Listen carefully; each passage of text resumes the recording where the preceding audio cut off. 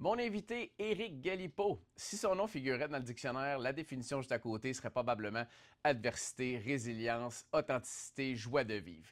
Installez-vous confortablement et venez comprendre pourquoi dans cet nouvel épisode de Fréquence Bonheur. Depuis toujours, l'humain est en quête de sens, en quête du bonheur. Maintenant plus que jamais, on dirait que cette quête du bonheur est d'actualité. Mais qu'est-ce qui définit notre propre bonheur? Dans un monde où tout va très vite, et où il est facile de donner plus d'attention aux choses que l'on croit importantes qu'elles le sont vraiment, et où le paraître au lieu du être a pris une ampleur démesurée.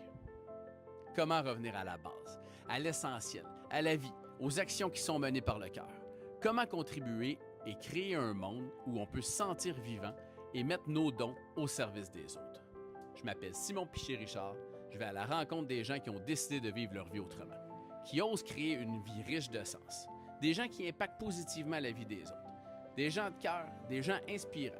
Des gens qui ont compris que le bonheur, c'est pas une destination, mais un jardin qui se cultive à tous les jours. Quelle est leur histoire? D'où viennent-ils? Que font-ils? Y a-t-il une recette secrète pour le bonheur? Et quel chemin ont-ils emprunté pour le trouver? Je vous invite à faire une pause et à les découvrir avec moi, à ouvrir grand votre cœur et à syntoniser Fréquence Bonheur.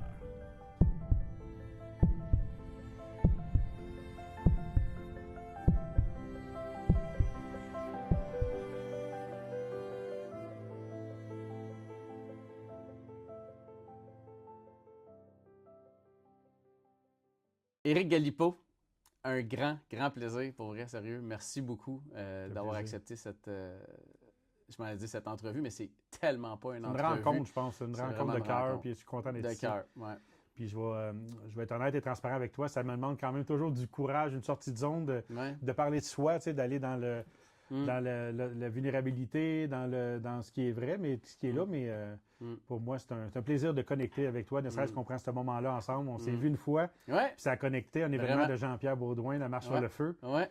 Puis on a gardé contact, puis je suis honoré que tu aies pensé à moi. Merci. Ben vraiment, c'est vraiment cool. Puis moi, j'aurais pensé le contraire de ta personnalité, de dire tu vas au-devant, que pour toi, tu étais comme genre de speaker. Tu sais, je pensais que pour toi, c'est quelque chose de facile. Tu sais, Mais je te corrige, en fait, doucement, mais je ne suis pas un conférencier. Moi, je suis un agent de conférencier. Oui, c'est vrai. Moi, je suis habitué de mettre les autres en lumière, mais tu sais, d'aller parler de mes passions, d'aller parler de différentes choses, je suis plus confortable que d'aller parler de soi ou de nos blessures. Okay. Ou quand on s'expose sur Internet parce qu'on connaît la méchanceté des fois des gens. Mais tu sais, je touche du bois. J'ai jamais eu personne qui est allé dans des commentaires déplacés. Mais non, c'est ça. Fait que non, je le nomme parce que je veux juste, en le nommant, ça s'en va. Puis je suis content d'être ici. Je suis pas dans le... Je suis vraiment, vraiment léger et heureux de venir parler de bonheur avec toi, mon frère. Merci. Ben, bienvenue sur Fréquence Bonheur. Ouais, les gars. Si on commence ça très smooth. Ouais, c'est ça. On passe ça smooth. Pourquoi? Pourquoi? Ben, en fait, c'est une de mes questions qui va venir tantôt. Mais tu sais, si, mettons, on ne connaît pas Éric Galipeau, puis moi, je tiens à dire, en fait, que je me renseigne pas débile sur les personnes que je vais rencontrer, puis que je rencontre, parce que je veux que ça reste des surprises, puis je veux que ça reste dans le flow. Tu sais, fait que je te connais un peu, pas tant. On ne peut pas dire qu'on est grands chums. Comme tu dis, on a eu une bonne connexion du cœur quand on s'est vu. On en parlera tantôt du moment. Moi, je me rappelle très bien du moment précis de quand j'ai serré la main à Éric Galipeau. Mais si on retourne loin, là, on commence là. Je dis smooth, c'est peut-être pas smooth parce que je connais pas ton parcours, justement. Fréquence Bonheur, c'est aller à la rencontre des gens qui inspire. Je viens de dire que je te connais pas beaucoup, mais tu m'inspires parce qu'on s'est parlé, ça n'a pas été long. J'ai vu la réaction que tu avais alentour du monde, alentour de toi. Je me suis renseigné un petit peu quand même, mais aller à la rencontre de l'humain, à la rencontre du cœur, à la rencontre... puis je veux savoir, cette personne-là, c'est quoi qu'elle a passé à travers, où est-ce qu'elle est, qu'est-ce qu'elle fait de bon, qu'est-ce qu'elle vit, qu'est-ce qu'elle fait pour se maintenir dans un taux vibrationnel positif de bonheur à tous les jours. Parce que c'est pas vrai que c'est toujours rose dans nos vies et dans la vie de personne.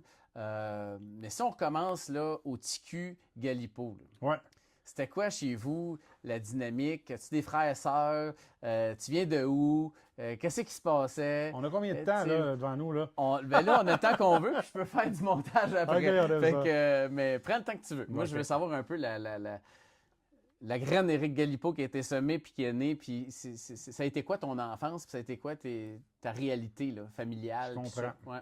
OK, bon, ben écoute, on va partir. Moi, j'ai un enfant unique. Okay. Je suis né à l'île Sainte-Thérèse sur la rive sud de Montréal. C'est à Saint-Jean-sur-Richelieu. Ouais, OK. Mais j'ai grandi rapidement à Montréal. Okay. D'un père qui il a fait des choix marginaux. Donc, lui, il était plus au niveau de la criminalité. Mon père, il faisait c'était un voleur, entre guillemets. Il aimait ça faire du...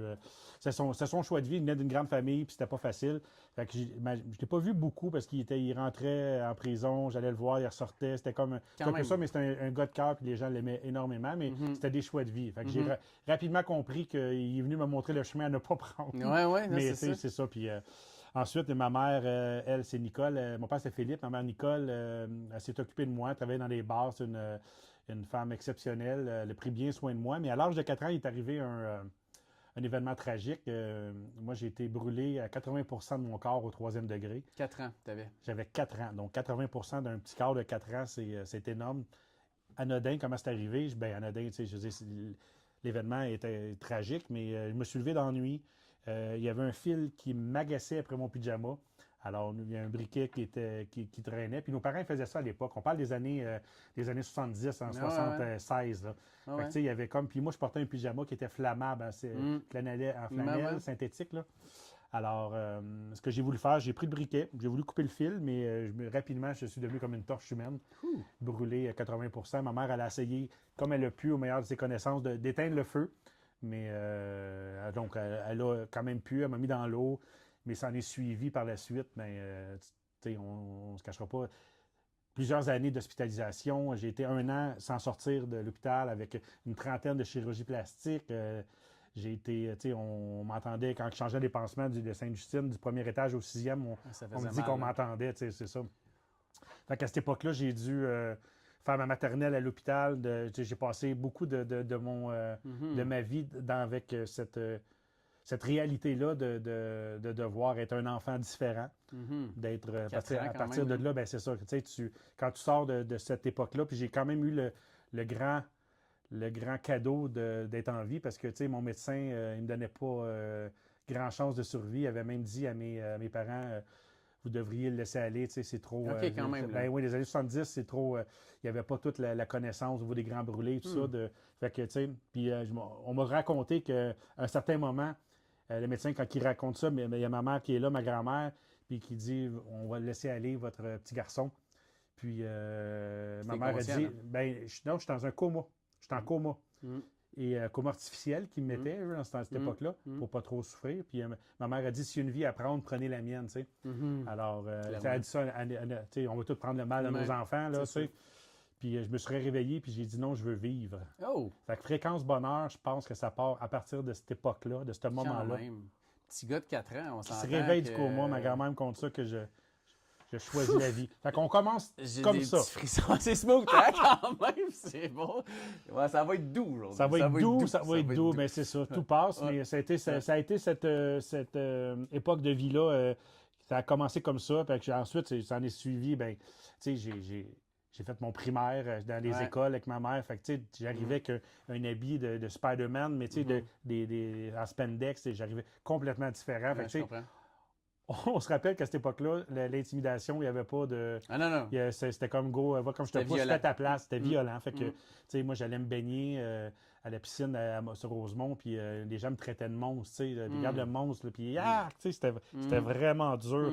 Puis ma grand-mère, qui était une aide d'amour, qui était très significative dans ma vie, à un moment, elle dit, s'il m'a crié, elle dit, vous voulez le regarder, mon petit-fils? Regardez-les, puis après, crissez-lui patience. Ouais. Tu peux biper mon fils après. Ouais. Non, j'adore, c'est authentique. Alors, pour que j'aille la paix, à partir de là, après, j'avais déjà, mais malgré tout ça, j'ai une photo de moi, que j'étais avec un patient à côté, puis je suis tout stripé, puis je le console. J'ai toujours eu le désir de vivre quand même, puis ça a été une époque difficile, les chirurgies, le primaire, mais je m'en ai sorti jusqu'à l'âge de 9 ans, que ma mère, elle avait 30, elle est décédée du cœur d'une opération à cœur ouvert, son cœur n'a pas suivi. Ça a été difficile pour elle sur la table, puis j'habitais juste avec ma mère, fait que Puis si tu me permets, là, mettons, Ouais.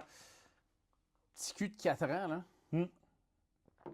il sait très bien ce qui se passe, là. Je veux dire, tu sais, 4 ans, je veux dire, il comprend pas tous les enjeux futurs, peut-être, à ce moment-là. J'ai zéro souvenir, moi, de cette C'est ce que je époque-là. m'en allais te demander. Ouais, non. Cerveau a gelé ça. Là, le corps humain, il vient fait pour ça. Ouais, Je pense que là, ouais. il met un certain coupe. filtre pour se protéger. Tu sais, Ouais. ça doit être des trous. Ben, en fait, ça doit être dans les plus. Au niveau des traumatismes, les traumatismes les plus élevés qu'un être humain peut vivre. Là, tu sais, Ouais. brûler vif à 3e degré. Ouais. Ça doit faire Rapide, que, tu sais, hein, rapide, c'est ouais. ça. Fait que, tu sais, il doit en avoir il y en a peut-être d'autres, là, mais ça n'est pas pire, ça. Ah ouais, je te crée. OK. Fait que, ouais. Fait que là, 4 ans, primaire, grandi là-dedans. Ton père semi-présent, ouais, in and out, dans le j'allais fond, le visiter. Moi, j'ai des souvenirs d'aller le visiter en prison, Ouais. mettre ma main dans des gants à travers une vitre, tu sais, pour faire des câlins. Ah, ouais. Puis d'autres fois, ben, il y a des permissions spéciales, il pouvait sortir, il venait Ok. me voir. Mais tu sais, c'était in and out, mais tu sais, c'était son mode de vie, c'était ça à cette époque-là aussi. Il y avait beaucoup de. Tu sais, c'était pour. C'était de la survie dans son cas, tu sais. Puis je pense que c'est. Comme toi. C'était de la survie également comme moi. Puis tu sais, mon père, je pensais qu'il était fan de papaye. Il avait un papaye sur le bras, mais il était dans des groupes de motards criminalisés, les papayes, tu sais. Fait que c'était des choix de vie, mais moi, tu sais, j'avais à la maison, je me rappelais qu'il y avait plein de personnalités. Il y avait des amis lutteurs, des amis de toutes sortes, tu sais, il y avait toutes sortes de monde qui venaient quand mon père. Ben oui, c'est ça. Fait que c'était un mode de vie différent. Puis. Mais c'est ça. C'était mon enfance. À cette époque-là, c'était la réalité. Puis c'est ça. je n'étais pas traumatisé de ça parce que je reviens toujours, j'ai pas manqué d'amour. Dans tout ça, l'amour était vraiment présent. Puis une coche de plus parce que là, il y avait de l'amour, il y avait de la pitié. Tu sais, ça, c'était à manière d'essayer de me détacher de ça, du regard de pitié, là, parce que tu sais, on a tous nos histoires. Puis, c'est clair. Il y a des gens qui sont qui s'apparaissent plus, ils n'ont pas des brûlures, mais ils ont vécu des traumatismes. Ah, ils ont des cicatrices internes. Cicatrices internes, fait que c'est ça. À quel âge tu dirais, Éric, que tes souvenirs ont commencé à se rebuilder, là, à se refaire, tu sais? Je veux dire, t'as-tu commencé des sports, mettons, à 5, 6, 7 ans, là, tu sais? Je veux dire, 8 ans, t'étais-tu plutôt à l'écart? T'étais-tu... Non, je n'étais pas à l'écart. Non, j'avais des amis. Tu sais, moi, je viens de cette époque-là, dans les années 70, début 80. Fait qu'on était habité sur Rosemont, 5e Avenue. Fait qu'on jouait dans les ruelles à Evil Knievel avec les BMX. Puis j'avais une enfance, entre guillemets, normale, sauf que régulièrement, je devais aller me faire opérer. Fait qu'à suite à ça, il y avait des chirurgies. J'en ai eu 30 chirurgies jusqu'à l'âge de 12 ans. Là, pour essayer un one-shot. Pour limiter, pour le corps, pour essayer d'aller chercher de l'expansion. Parce qu'il y a des bras, des affaires au niveau de l'élasticité qui n'étaient pas tout à fait normales. Fait qu'on a travaillé là-dessus jusqu'à temps que moi, j'essaie c'est assez, là, les opérations pour... voici, tu sais, je vais rester 13 comme ans, ça. mettons. À 12 ans, ouais, c'est ça. 12 ans, OK. Ouais. Ta mère, on en parle un petit peu. 9 ans, t'avais? J'avais 9 ans.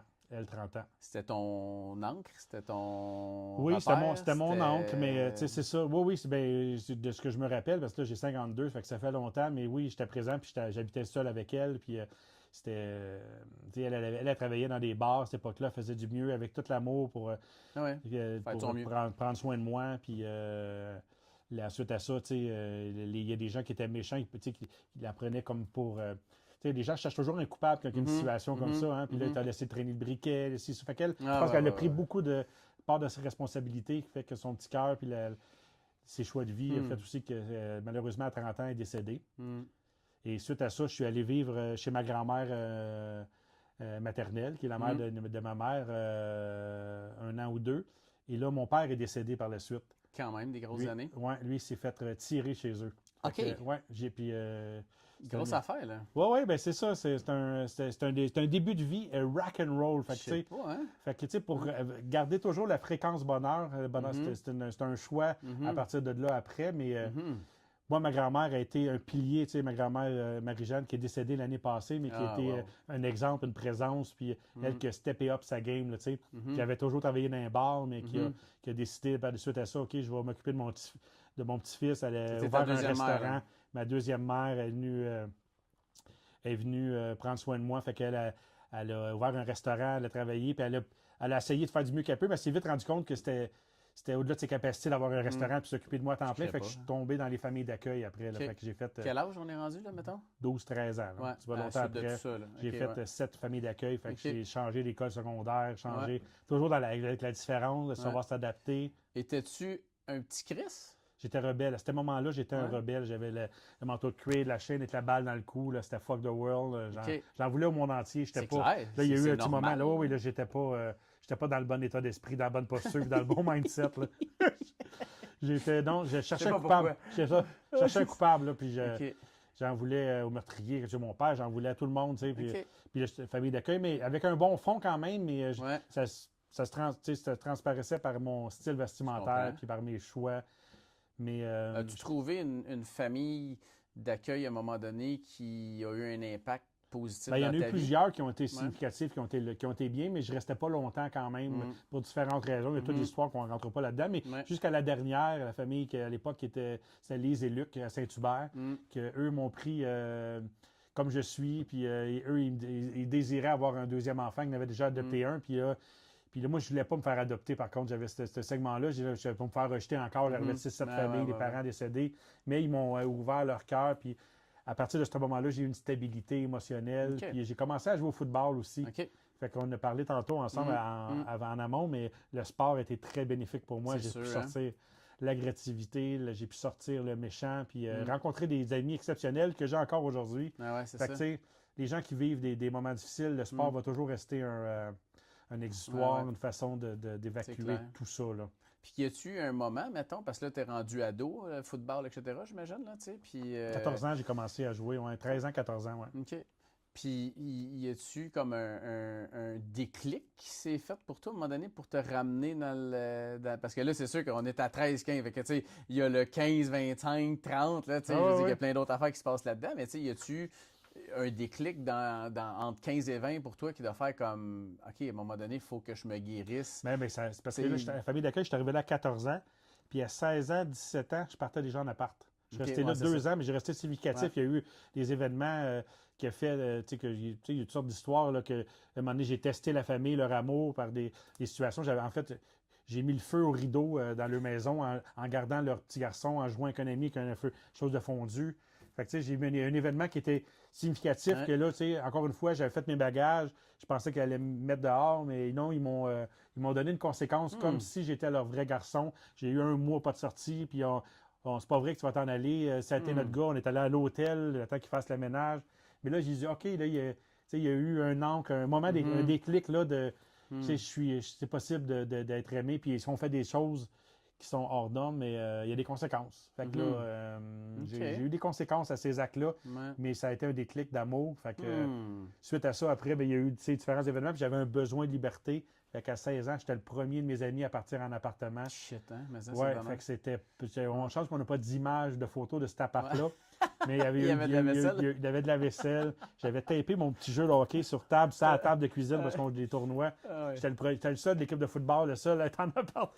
Tu t'imagines l'ambiance qu'il y avait là. Ah, c'est bon, ça. Fait que moi, en appart là rapidement. Puis à 20 ans, j'achetais ma maison. En 95, j'ai acheté ma maison. OK, ça n'a pas niaisé, là. Fait que j'avais eu un petit montant d'argent qui me restait un 25 000. J'ai pas eu d'argent du décès de mes parents, mais des brûlures que ma grand-mère avait fighté pour que je puisse avoir avec le gouvernement. Fait que ce 25 000-là, je déplaçais pour acheter ma maison, qui à l'époque se vendait 88 000. Tu sais, fait que c'était. À Washington, on aurait acheté une série. Là, mais, oui. Mais j'ai acheté ma maison, puis je suis encore là aujourd'hui. Ah oui, c'est la même maison. Fait que ça, c'est comme un pilier pour moi, cet endroit-là. Puis il n'y a jamais eu de chirage personnel suite à toutes ces blessures-là, à toutes ces mémoires-là. T'es pas tombé dans déchéance, consommation? Non, mais j'ai consommation normale d'un ado, puis je suis allé, mais jamais dans l'extrême. J'ai eu des exemples de où est-ce que le palais, j'ai jamais touché aux drogues fortes. Cocaïne, ces affaires-là. Fait que, tu sais, je suis allé dans le truc bien normal. L'ecstasy, c'est tout? Non, c'est ça même pas. Non. C'est ça. Les champignons magiques, peut-être, on pourrait dire. Oui, c'est ça. Non, mais, tu sais, c'est normal sans dans le déchéance, mais j'ai testé, tu sais, c'est sûr que je suis... Qu'est-ce qui t'a gardé focus? Ma grand-mère, comme je reviens à elle, mais tu sais, elle a pris charge, elle...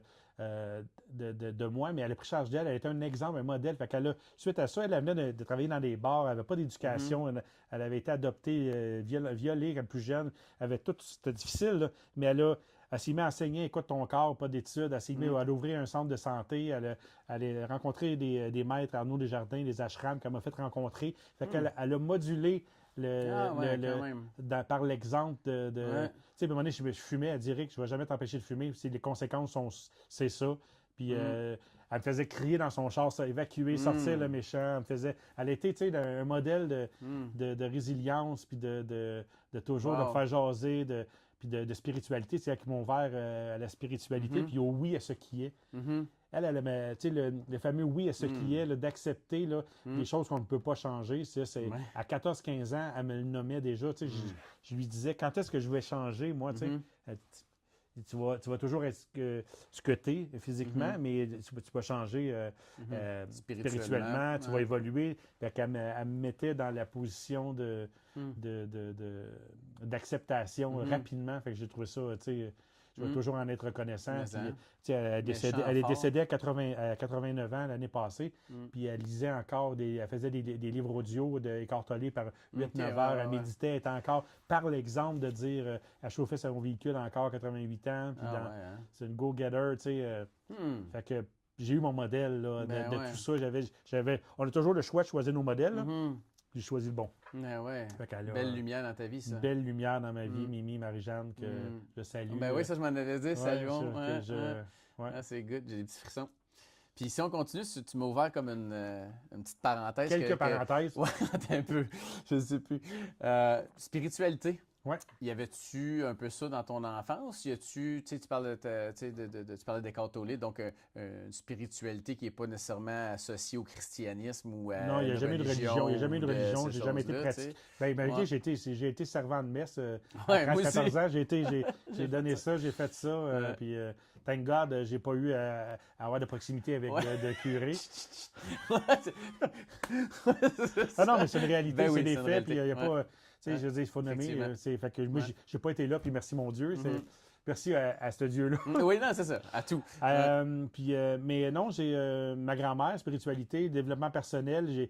Puis Lise et Jean-Paul, qui était le nouveau conjoint de ma mère adoptive, il m'avait payé à l'époque à l'Institut du développement de la personne à 16-17 ans, Annie Marquis. Fait que là, j'ai fait éveil, renaissance, cœur de lumière, tambour, j'ai fait des sauts. Fait que ça a été mes premiers concrets de développement. Puis c'était puissant. C'est là encore, hein? C'est expérimentiel, oui. C'est leur fille Véronique qui a repris ça. Fait que ça m'a ouvert une brèche de travail sur moi, puis de prendre le cocher, de prendre responsabilité, tout comprendre que nos décisions, nos choix, son livre Annie Marquis, Le pouvoir de choisir. On a toujours le pouvoir de choisir nos pensées suite aux événements qu'on vit. Fait que rapidement, j'ai pris ma notion de responsabilité que si je veux être heureux, ça part de soi, mais j'avais le bonheur facile.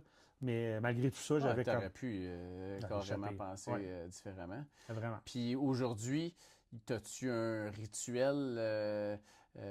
tu pratiques-tu c'est quoi ton day-to-day? Qu'est-ce que tu fais pour te garder dans un good vibe de Éric Galipeau? Là? Qu'est-ce que ça ressemble à quoi, mettons? Dernièrement, tu vois, je termine une formation avec la coach Fallon, Fallon Jack, que justement que tu connais, puis que des gens, elle est extraordinaire. C'est principalement des femmes aussi, mais j'ai embarqué dans son groupe avec elle, puis... j'avais des routines, j'avais de la difficulté à me trouver une routine matinale parce que là, je me faisais une checklist de ce que je voulais faire, puis j'avais 22 affaires que je voulais faire, puis au final, je finissais que je faisais rien. Mais avec Fallon, elle a amené puis je sais pas où est-ce qu'elle a pris ça, si ça vient d'elle ou d'une autre, mais c'est Soleil, les chanclettes, là, Soleil. Fait que le matin, je commence avec le S de... Se lever. Oui, de se lever. Puis en fait, c'est dans le silence. C'est en silence, prendre... c'est une routine qui prend 5-10 minutes où tu peux l'élonger, mais de prendre le temps de... T'arrives avec quoi le matin? Je me fais un check-in, tu sais. Émotionnellement, j'arrive où? Physiquement, je me sens comment? Fait que on part avec le S de soleil. Le O pour...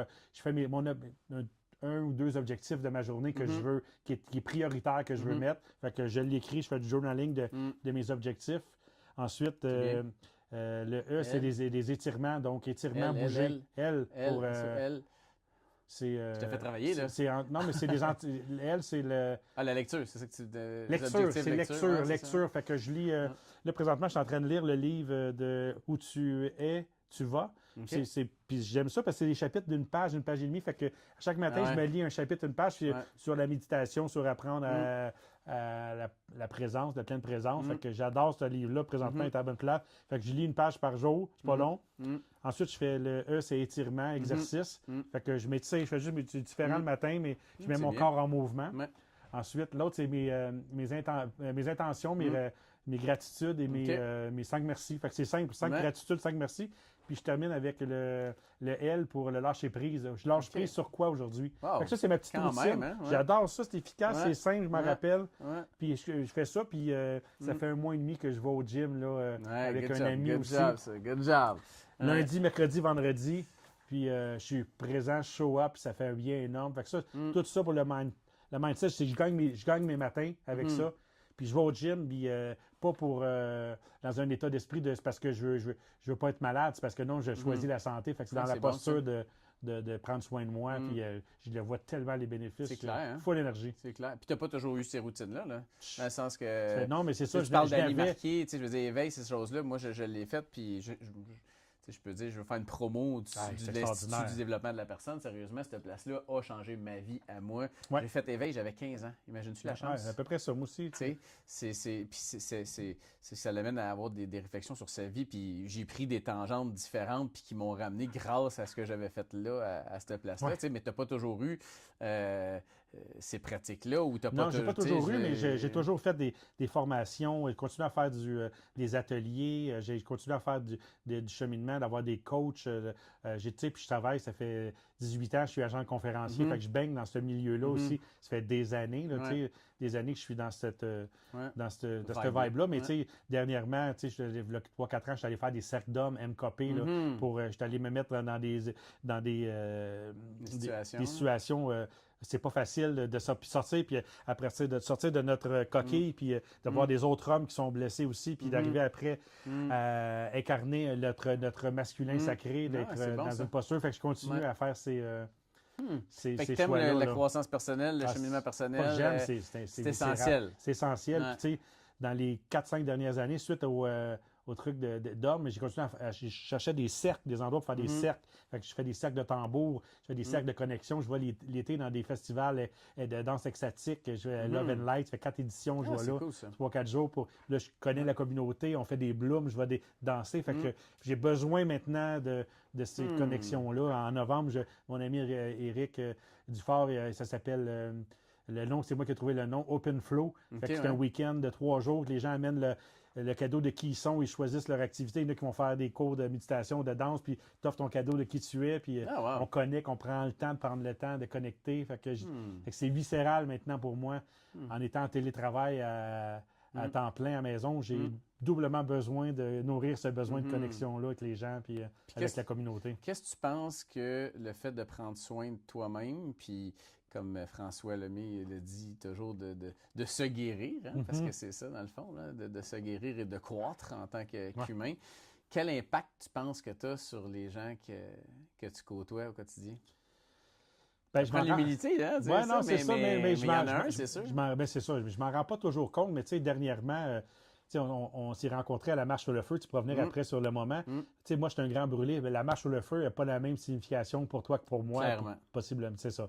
Fait que, j'ai fait la marche sur le feu, puis ça a suscité beaucoup de questionnements chez des amis, chez des inconnus, chez même des grands brûlés que je connais. Pourquoi tu fais ça? Qu'est-ce que ça t'apporte? Puis j'ai fait une vidéo pour expliquer, comme là, je vais parler à la caméra, j'ai ouvert la caméra, j'ai raconté mon histoire, puis j'ai dit pourquoi j'ai marché sur le feu, parce que j'ai envie de dépasser, de voir où est-ce que j'en étais rendu, puis le cheminement que j'ai fait, puis j'ai été dans le feu, là, je marche sur le feu, il y a comme une maîtrise de la posture, du mindset aussi, on y prépare JP à affronter, puis il y a plein de métaphores pour dans la vie, tu sais.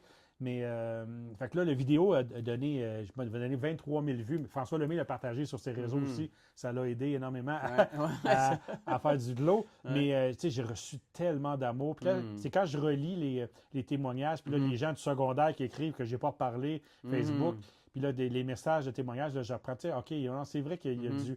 Tu sais, dans le day-to-day, on y pense pas, mais quand tu prends mon histoire, qui n'est pas banale, puis ton histoire n'est pas banale, l'autre histoire non plus, mais il y a quand même plusieurs événements tragiques, beaucoup seraient effondrés, puis moi, j'ai choisi de vivre, j'ai choisi d'être heureux malgré tout. Fait que c'est quand je constate ça, puis là, je relis ces messages-là, puis je me dis, OK, non, il y a quelque chose, puis c'est pour ça que je suis là aujourd'hui aussi. Parce que je sais que raconter mon histoire, c'est pas pour de la vantardise, mais c'est pour de dire que, tu sais, même si on vit des situations extrêmement difficiles, faut pas banaliser, mais que tout passe, c'est un mouvement, puis c'est à partir du moment où le temps fait son œuvre, mais c'est à nous à choisir la posture à un moment donné, on n'est plus une victime. Tu sais, moi, je me regarde dans le miroir, puis je souris, tu sais, je me mets dans une posture, je fais ma power pose, tu sais, je me mets dans un état pour être... Puis quand je fais mes routines de soleil le matin, puis quand je vais au gym, je me mets dans un état pour choisir d'être heureux. Fait que, tu sais, c'est pas... T'es chanceux, Éric, t'es heureux. Ben non, je continue à aller, je continue à faire mes affaires. Mais bravo. Puis moi, je mets une grosse parenthèse là, sur ce dernier 30 secondes. Là. Tu sais, tu t'occupes, tu t'arranges pour être heureux, pour vibrer à un taux vibratoire élevé. C'est pas vrai qu'à tous les jours, tout le monde se lève puis qu'il est super heureux, puis qu'il est prêt à... Puis c'est pas vrai qu'un gars comme Éric Galipeau a pas des journées de marde, puis c'est pas vrai que, tu sais... J'en ai pas, mais je le vois rapidement, puis je choisis. Puis ce que je fais, je vais me mettre... Je vais les vivre. Je fais attention parce qu'avant, je pouvais camoufler par l'humour ou par mes actions pour l'éviter. À ce temps, je vais prendre le temps d'aller dans mes check-in le matin, quand je vis quelque chose, c'est quoi le cadeau qu'il y a derrière ça? Ou je me pose des questions là, régulièrement. C'est quoi l'apprentissage? Puis je vais me mettre volontairement des hertz de la musique pour aller augmenter mon taux vibratoire. J'écoute pas les nouvelles, j'écoute pas les gens qui sont toxiques dans ma vie. Naturellement, je continue, je les vois moins. Il y a bien, tu sais, fait que c'est des choix. C'est des choix. C'est pouvoir de choisir. Pouvoir de choisir, exactement. OK. Puis si je te demandais de tout ce que la vie peut comporter, puis dans ton day-to-day, c'est quoi ta définition du bonheur? Écoute, je pense que la définition du bonheur est différente pour tout le monde, mais moi, je pense que quand il n'y a pas l'absence de douleur, quand je vois que moi, il n'y a pas de souffrance, ma fille est de bonne humeur, est en santé, on n'est pas dans la maladie. Quand je constate une paix dans mon quotidien, pour moi, le bonheur est dans la quiétude, le bien-être, puis c'est aussi dans des petites choses. La maison, je recevais des amis dimanche à la maison. Vendredi, je voyais d'autres amis je donnais des bonbons à l'Halloween. Moi, quand je donne des bonbons à l'Halloween, je suis all-in. Je décore, puis à chaque année, je sors un feu dehors. Cette année, on ne pouvait pas, mais je sors les lumières, le speaker dehors, une mouillation. Je m'arrange pour créer des moments, c'est créer des souvenirs. Puis quand ça se passe, des souvenirs, on n'a pas abordé le sujet de... Je suis un enfant unique, mais j'ai une petite fille exceptionnelle qui a 12 ans aujourd'hui. Pour moi, le bonheur, c'est branché directement sur les roses. Puis quand que je crée des moments, j'ai une télé dans ma cuisine que toutes mes photos, Google Photos, ils se défilent dedans. Parce j'aime ça créer, moi, d'aller aux Ubirambe, d'aller marcher puis de rendre un moment ordinaire, extraordinaire, c'est mon plaisir. Là. Fait que j'ai nourri ces moments-là. Fait que le bonheur est dans ces petites choses-là, puis que quand mon monde est bien, est heureux. Là. Quand c'est calme, j'aime ça aussi. Moi, je serais curieux d'entendre, c'est quoi ta définition du bonheur à toi? Ben, en fait, c'était une... c'est moi qui fais l'entrevue, fait que t'as pas le droit de faire ça. Là. Non, mais j'ai un molégué, tu vas donner une carte tantôt. En fait, ça rejoint un peu à ce que tu dis au niveau du calme. J'ai été longtemps dans des tempêtes puis dans des choses qui ne me ressemblaient pas nécessairement. Toujours occupé, toujours à gauche, à droite. Puis bouger, puis que je rattachais beaucoup mon bonheur à peut-être ce que je détenais ou à ce que je faisais au lieu d'être. Puis à un moment donné, j'ai laissé ça s'incarner plus en moi. Puis aujourd'hui, mon bonheur, c'est mon petit noyau. C'est ma femme, mes 3 enfants, puis ma petite chienne Molly qui est très, très cute. Là. Mais premièrement, ça, c'est mon bonheur total. Puis de retrouver du calme dans tout ça. Oui, c'est ça. Hein? Ouais. Puis c'est tout le temps qu'on avait pour malheureusement. Oui, c'est ça. Merci, tu m'as sauvé. Mais un point qu'on a en commun, puis que je voulais vraiment parler aussi, c'est ta fille. Oui, tu vois, il y avait lié, hein? Il y avait là, puis je m'en allais là, puis tu l'as ouvert, fait que tant mieux.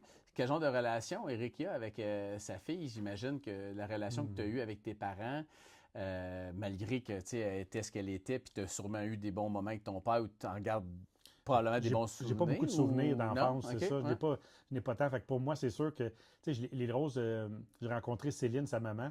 On avait 39 ans dans une soirée d'humour. Puis suite à ça, 3 mois, 6 mois après, elle est enceinte. Même chose. Ah oui, hein? Même chose avec ma femme. Fait que, tu vois, fait que, c'était on l'appelait, en guillemets, bébé cadeau. On n'aime pas ça dire ça, parce que, mais c'était bébé surprise. Ouais, c'est ça, pareil. C'était pas, tu sais, puis Céline, elle avait déjà une grande fille de 9 ans. Fait que pour elle, c'était de recommencer, c'était quelque 9 chose. ans quand même, là, le gap était là. Mais le gap était là, puis, mais pour moi, c'était comme, OK, c'était impensable. J'avais fait le deuil d'avoir un enfant. Fait que Lily Rose est arrivée dans cette époque-là. Fait que, petite fille exceptionnelle, Lily Rose Galipeau. Puis moi, j'étais le plus heureux au monde. J'ai rempli de bonheur aussi ma grand-mère, Marie-Jeanne, qui a eu une petite fille, qui a vécu le bonheur pendant 10 ans avec elle. Quand même, il y a eu avec ma mère adoptive, Lise, qui a donné plein d'amour à plein de monde alentour. Fait que pour moi, c'était exceptionnel. Et on s'est séparés, moi et Céline, je pense que Lily Rose avait 4 ans, 5 ans. Fait que j'ai eu l'envers de la médaille d'avoir Lily Rose une semaine sur deux, mais d'être totalement présent à elle. Fait que pour moi, c'était privilégié d'avoir sa connexion, puis de vivre ça, cette famille-là, de n'avoir pas vécu de moments de famille. Fait que j'avais une déception de ne pas lui offrir la famille, mais en même temps, c'est le oui à ce qu'il y a encore.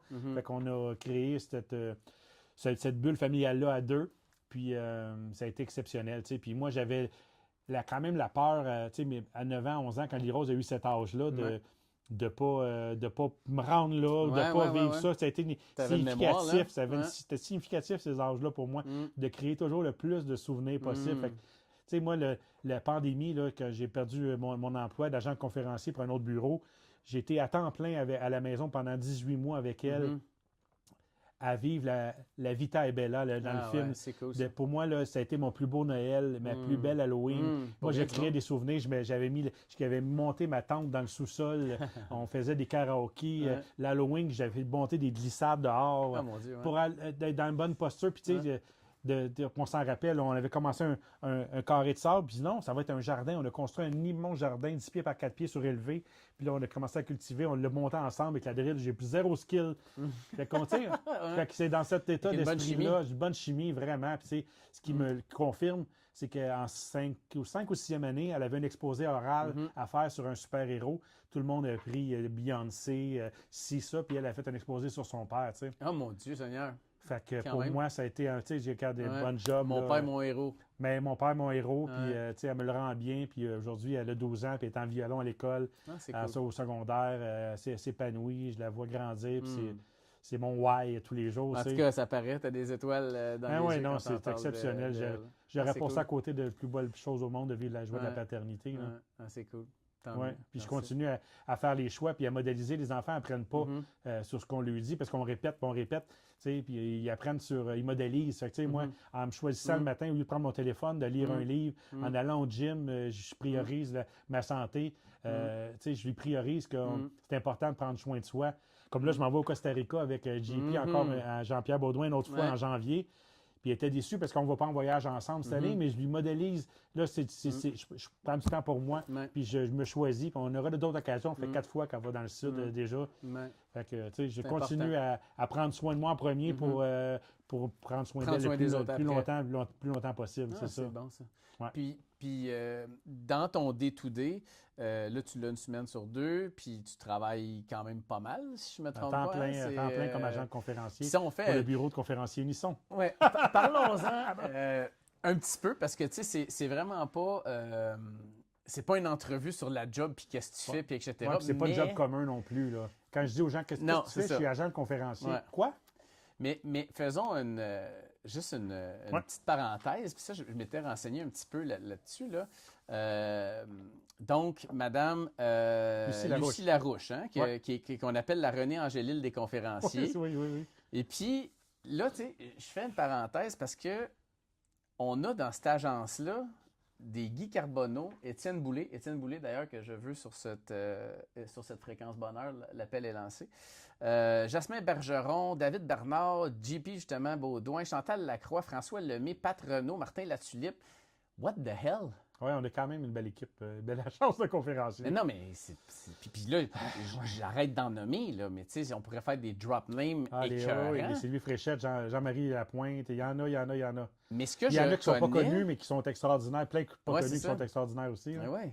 Puis j'en connais quand même quelques-uns là-dedans. Ouais. Puis ce que moi, je vois, c'est le cœur. Beaucoup de gens de cœur, oui. C'est une famille, Unisson. Oui, c'est ça. C'est toi, tu sais. Puis je veux dire... Quelle responsabilité as-tu dans la réussite de ta business? Ben moi, c'est ça. Avant de commencer pour Lucie, Ouais. Lucie, elle est partie l'agence de Unisson avec, tout son amour pour les conférenciers, pour Mhm. les agences, mais pendant la Mhm. pandémie. Mhm. Pendant la pandémie. Mhm. Fait que, tout était arrêté, tout était short down. Elle a My dit, God, bonne OK, idée, je ouais. vais partir une agence de conférenciers. Là. Là, elle représentait déjà quelques conférenciers, dont Jasmin avait travaillé avec Mhm. François pour booker plusieurs conférenciers. Fait Mhm. qu'elle en connaissait une couple. Puis moi, j'arrivais déjà, ça faisait 12 ans que j'étais agent de conférencier. Tu te rappelles, j'ai nommé tantôt que pendant la pandémie, Mhm. j'avais été, j'étais en arrêt, fait que je travaillais, faisait 12 ans que je travaillais pour une autre agence de conférenciers, une grande agence avec des gros noms aussi. Puis à cette époque-là, il y a eu une décision d'affaires qui a décidé que je ne renouvelais pas mon rôle d'agent de conférencier. Fait que j'ai respecté. Puis là, Lucie est venue me chercher pendant ce moment-là. Puis moi, j'ai dit non 4 fois à Lucie que je ne voulais pas revenir dans. Premièrement, j'avais venu de vivre un deuil de plein de monde, de l'agence, du Mhm. milieu. Puis là, je m'occupais à prioriser ma fille. Puis il n'y avait pas de conférence, qu'il n'avait pas. Tu veux que je Ouais, fasse c'est agent de ça. Ouais, ouais, conférencier. ouais, ouais. Mais avec son pouvoir de conviction, René Angélil a mis elle m'a convaincu puis elle m'a j'ai vu les gens qui étaient là, je voyais il y avait comme tout à créer aussi. Ouais, Fait ouais, que ouais. je suis arrivé là avec eux dans un moment significatif. Fait que là, on a créé ça, on a travaillé ensemble pour. Moi, je suis pas partenaire, mais je suis partenaire de cœur, Mhm. puis je suis investi Mhm. là-dedans Ben oui, moi à aussi. 100 000 à l'heure. Puis Ouais. beaucoup de l'autre agence ont suivi aussi, Mhm. qui sont venus me solliciter. Sans moi, j'ai sollicité personne, mais on avait une collaboration, puis ça s'est fait naturellement. Mhm. Fait que Ah, c'est cool, ça. on a. Puis moi, c'est ça. J'ai une passion pour l'être humain. Puis Mhm. mon rôle d'agent de conférencier, c'est toujours de prendre le bon. Le bon conférencier devant le bon public à la Mhm. bonne place. Quand le Mhm. fit est parfait, moi, Ouais. c'est les Ça fréquences change tout. bonheur, puis ça change tout. Puis des fois, j'aime aller dans une conférence. Souvent, j'aime aller à une conférence puis d'écouter incognito. Les gens ne savent pas, mais Mhm. j'écoute, je vois l'impact que ça a. Mhm. Avant, après, ils ressortent de là, le chest Mhm. bombé, ils sont lumineux. Mhm. C'est un 60 minutes, 1 heure et demie, mais Mhm. on a des Mhm. conférenciers efficaces qui sont Mhm. rodés, puis ça fait toute la T'as ça à différence. cœur, là, tu sais. J'ai ça à Ouais. cœur. Tu sais. Puis, je te cite quand même, j'ai trouvé quelque chose, c'est que la meilleure manière de réussir est d'aider les autres à réussir. Ben, c'est exactement ça. Ben, c'est ce que tu viens de dire. Ben, moi, c'est le conférencier qui a une histoire à raconter, là. Mm. Lui, il veut de la lumière, il veut l'exposer, il veut donner un sens à ce qu'il vit, là. Mm. Il veut que son histoire, son expertise, toutes les années de travail, de formation, Mhm. ça serve, être dans le service. Fait que Mhm. moi, mon rôle, là, c'est de le prendre, lui, puis le client qui me contacte, qui me dit, écoute, Éric, mon équipe est démotivée, mon équipe manque d'engagement, manque de sens, on a un événement telle date, peux-tu me trouver le... Ben oui, fait que là, quand le match, c'est ça, C'est merveilleux. quand j'aide le client, quand j'aide le conférencier, Ouais. puis moi, ben, ma paye, elle est là, tu sais, Mhm. de rendre ce monde. Tu sais, je travaille à travailler à faire un monde meilleur en Mhm. plaçant un conférencier à la fois Mhm. devant le bon public. Fait que c'est un rôle, c'est une belle job, là. Mais, hein. Là, je le fais à la maison, puis Mhm. tu sais, à tous les jours, je parle avec des gens avec des pieds à la voix, de toutes sortes Ouais, de c'est ça. personnes, de personnalités connues, Ouais. et Ça te pas garde aussi connues. dans un... On peut dire dans un vibe positif, là, quand même. Je veux dire, le monde qui font ça, je veux dire, ils s'en vont pas compter leur malheur, là. Je veux dire, c'est des affaires, des conférences Ouais, qui... Tu sais, je veux dire, exactement. puis ces gens-là, je pense qu'ils font aussi des efforts dans leur propre vie pour maintenir un niveau de bonheur, puis etc. Fait que... Oh oui, c'est non, ben cool, c'est ça. Tu sais, moi, j'en ai que ça fait 17 ans, comme Hugo Dubé, ça fait 17 ans que je travaille avec Hugo Dubé. Quand même, hein? Tu sais, puis je l'ai vu, je vois l'évolution, puis je le vois l'impact que ça a sur lui quand il est heureux, quand il sort d'une conférence, les gens qui sont là, qui viennent, tu sais, avec sa conférence, prend ta place, qui veut transmettre de l'enthousiasme. Là, tu sais, je veux dire, trouve un autre job. J'ai travaillé 7 ans au Casino de Montréal. Peux-tu te dire qu'on n'était pas dans le même enthousiasme? Eh Là? boy, non. Tu sais, Avec le son puis tout, c'est... ouais. avec le son, l'énergie. Moi, au début, je vais amener de la lumière, du soleil au casino, tu sais, ma joie de vivre. Puis, je suis sorti de là avec des manières sciatiques. J'ai essayé, puis c'est démoralisé. Non, il a fallu que je sorte de là. Ouais. Puis c'est là que j'ai commencé à travailler comme agent de conférencier. OK. Puis qu'est-ce qui est là dans ton futur? Qu'est-ce que tu aimerais réaliser, professionnel, personnel? Y a-t-il des petits secrets qu'on sait pas? Y a-t-il des... Non, il n'y a pas de petit secret. Beaucoup de gens disent, hey, Eric, comment ça, c'est pas toi qui es conférencier? Ouais. Je me le demandais. Ben, C'est quelque chose que tu aspires?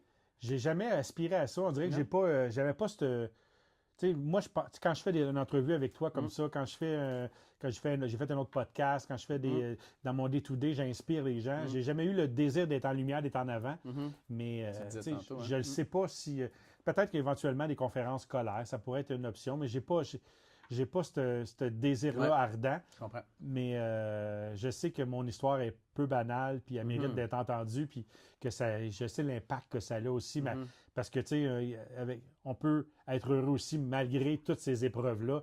C'est sûr que c'est inspirant. Tu sais, dans la vie today, la vie est difficile pour bien du monde, là, puis je le comprends, puis il faut les vivre. Non? En tout cas, fait que je sais pas encore le big goal là-dessus. Je sais que c'est là que tu voulais m'emmener, ce que j'allais te conférencer. Non, mais savoir, ben, tu sais, ça ou qu'est-ce qui est à réaliser avant de Ben moi, c'est continuer d'être un meilleur humain parce que peu importe le travail que je vais faire, peu importe dans quelle situation, tu sais, le bonheur, c'est un état d'esprit. Fait que c'est d'être heureux. Puis quand je suis heureux, je rends mes gens heureux alentour de moi. Moi, je suis heureux, ma fille est heureuse d'avoir l'argent suffisant pour payer ma maison, pour se faire des voyages. Puis, tu sais, j'en demande pas plus. Là, puis je me laisse surprendre par la vie, tu sais.